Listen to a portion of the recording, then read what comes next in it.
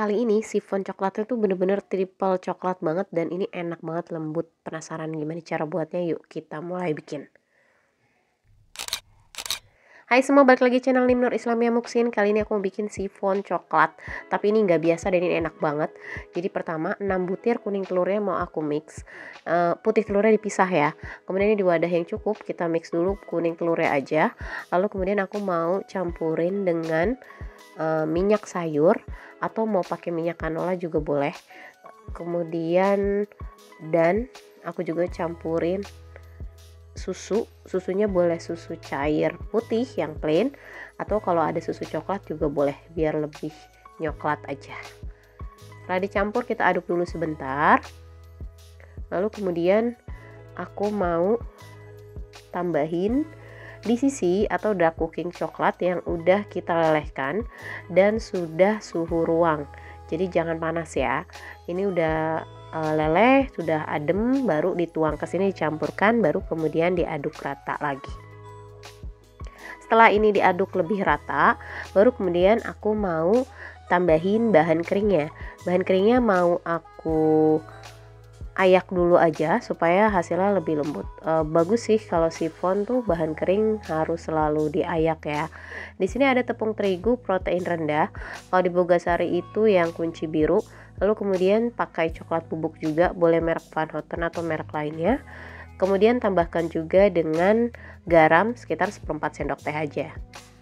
Baru kemudian diayak, lalu pastiin ayaknya tuh sampai habis. Walaupun ada yang menggumpal gitu, tetap diratain mau pakai spatula atau pakai sendok atau pakai tangan. Pokoknya pastiin semuanya habis terayak sempurna biar komposisinya pas. Nah setelah ini diaduk rata lagi sampai dia rata, halus dan tidak ada yang bergerindil. Teksturnya lebih halus aja gitu, tepungnya sudah tidak lagi bergerindil.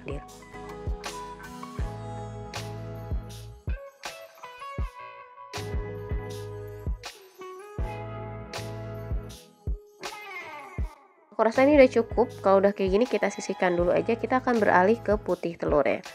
Pastiin putih telurnya itu bersih ya, tidak kena campuran kuning telur sedikit pun ataupun ada noda air, noda minyak ataupun tetesan air gitu ya.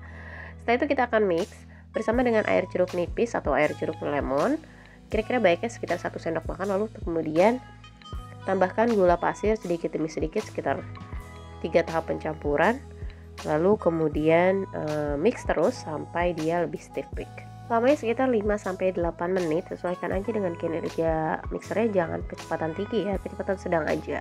Kurang lebih nanti hasil akhirnya kayak gini, stiff thick, jadi kalau diangkat ya boleh melengkung sedikit. Setelah itu kita campurkan ke adonan coklatnya, 3 tahap pencampuran. Hati-hati overmix di bagian sini, jadi cukup mengaduknya perlahan-lahan aja, boleh menggunakan spatula aja kalau khawatir kalau pakai balon whisk seperti ini takut berlebihan gitu nyampurnya. Ini video aku cepetin ya, aslinya aku pelan-pelan banget dan ini emang harus pelan-pelan banget. Kalau yang kedua dan ketiganya aku pakai spatula aja, jaga-jaga dia overmix dan akhirnya adonannya tuh encer gitu. Lupa saat kita sudah mulai mixing putih telur tuh kita udah mulai panasin oven ya, jadi 15 menit atau 10 menit sebelum yang kuenya masuk, ovennya sudah harus panas. Set aja di 175 derajat api atas bawah. Nah ini sudah semua. Tahap terakhir mencampur putih telurnya, aduk rata lagi sampai rata, baru kemudian aku mau tambahin choco chips di dalamnya. Di sini opsional, boleh campurin choco chips di dalam sini atau mau ditabur di atasnya juga boleh. Tapi kalau ditabur di atasnya tuh resikonya saat kita ngeluarin dari loyang mungkin kan akan ada proses balik gitu ya. Itu bisa jadi choco chipnya tuh nempel-nempel gitu dan akhirnya nggak bagus kelihatannya. Tapi kalau mau kayak gini aja boleh. Banyaknya ini sebenarnya suka-suka sih, dikira-kira aja. Setelah masuk choco chipnya, aduk perlahan bentar aja, baru kemudian tuang ke loyang bongkar pasang. Kasih font tanpa dioles ya. Ini ukuran 15 atau 18 masih sesuai. Aku pakai alasin lagi satu loyang di bawahnya untuk jaga-jaga rembes. Dan ini bagian atasnya aku mau tabur-tabur dengan almond slice. Kalau udah ditabur almond slice kayak gini, aku nanti nggak ada tahap slit ya. Jadi biarkan aja dia mekar dengan sendirinya.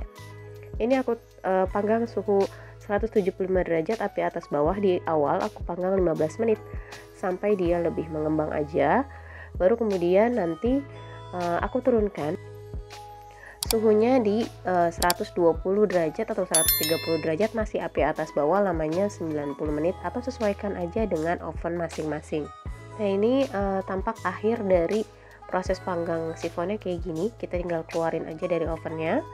Kalau udah cukup matang, lalu kita balikan di botol atau di botol gitu ya, supaya biar dia lebih adem dulu, baru kemudian bisa kita keluarkan dari loyangnya.